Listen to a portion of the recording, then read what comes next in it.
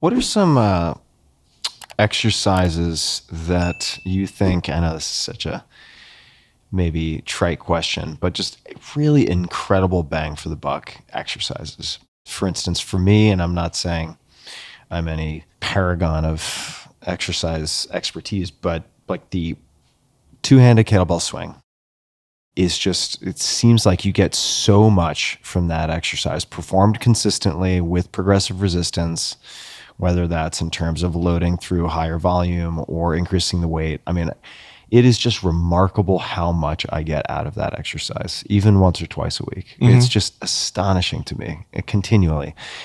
Anything else that you would throw into that type of category that come to mind, with the condition that you can get somebody to the point where they can perform them safely, reasonably quickly?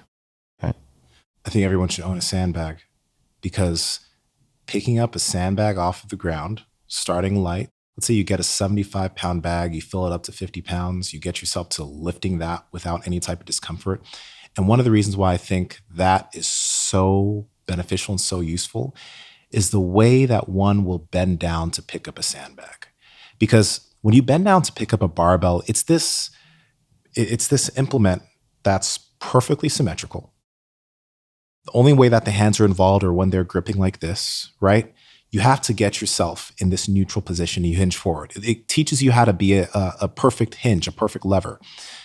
But whenever you lift a sandbag, every sandbag lift has its own, it's never the same. Yeah.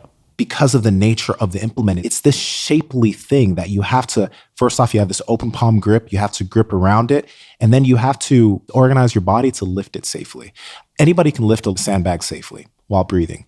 Over time, you increase the weight. But I think that if people learn to lift sandbags well, that will be something that will actually prepare you to lift well for life, because your spine isn't in this perfect neutral position as you're doing it. Yeah. There's slight curvature, and you learn that it is safe to lift something with some slight rounding of the spine. Yeah. Of course, with a barbell, you don't do that often unless you're doing something like a Jefferson curl, which I think they're pretty solid, especially if you don't load them to a crazy extent as you're progressing it, because some people get focused on the load.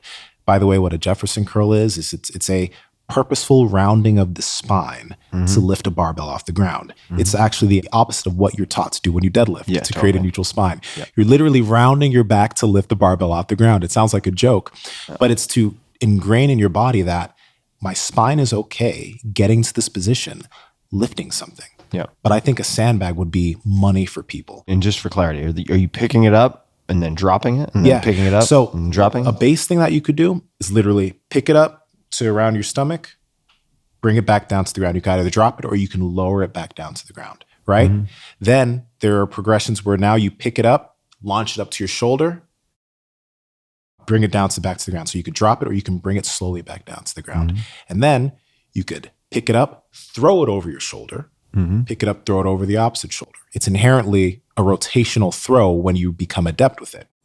So there are progressions, but the base progression would be literally just, the first thing you would do is you would just do a sandbag deadlift.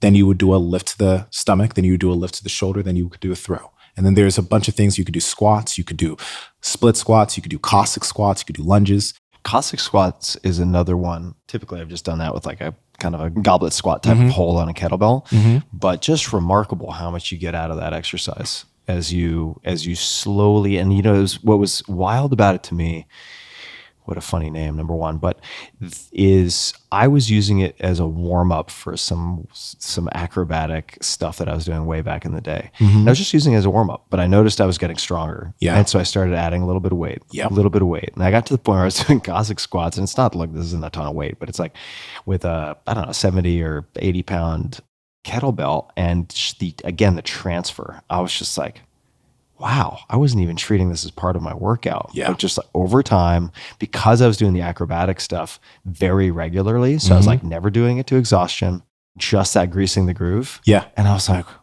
what the hell is going on here? It's just remarkable how much it transferred. It's a money movement. So I mentioned all those movements because these are all things that you could do throughout the day with a sandbag that you keep by your desk. Yeah. You could do squats. You could do some quick lunges. You could bring it up to your shoulder. You could do some quick Cossack squats. You could do a reverse lunge. You could literally do all these movements with a single just sandbag. bear hugging the sandbag? You keep it right there. Yeah. And then you go into a Cossack squat position. Yes, absolutely. All right. And with the Cossack squat specifically, it's particularly powerful because most people, when it comes to training the adductors, they mainly do that with like the machine in the gym. Yeah. So adductors, guys, inside of your thighs. I mean, that's very super. Like Suzanne Summers, thigh master. Yeah. That's adductors, right? Yeah, so if you were trying to pop a ball between your knees using your adductors. There's a very shady side of the internet of women popping watermelons with their adductors. Oh, wow. Yeah, that's I thought I'd seen it all. You haven't until you see that. This is going to be the headline for your episode. Yeah.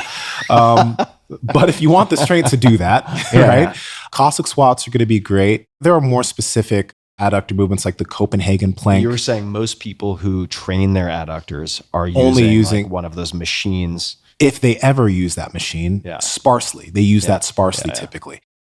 And that ends up being a very weak link. So one thing that I've noticed in... Now, just for people who might wonder, because those machines are very popular. They're usually monopolized by any, not to paint with a broad brush, but like a few women who are just sitting on there for like hours, it seems, working this stuff, right? Mm-hmm. Why is that a weak link compared to doing something like a Cossack squat or something else? You do get some tension on those tissues when you're doing a typical squat, but not an insane amount. When you're doing a sumo deadlift, you also get some tension on that area, but not as much as when you're isolating it in a bilateral fashion with the Cossack squat. Yeah. Along with that, in the Cossack squat, you get more length of those tissues when you get to depth of the Cossack squat than you would. I'll give another bad visual for people. So people are like, what the hell are they talking about Cossack squat? So imagine the most stereotypical, like, Russian dancer, arms folded, like kicking out from side to side, and then freeze frame on the ground where like one leg is fully extended to one side and he or she is basically squatting ass to the other heel on the other side. Okay, Cossack squat. Yeah, right. Yeah. And one thing I find interesting about that is for a long time, I was really trying to get good at Cossack squats. And it wasn't until I was allowing myself to breathe when I got down to that position that I actually got there safely and came out.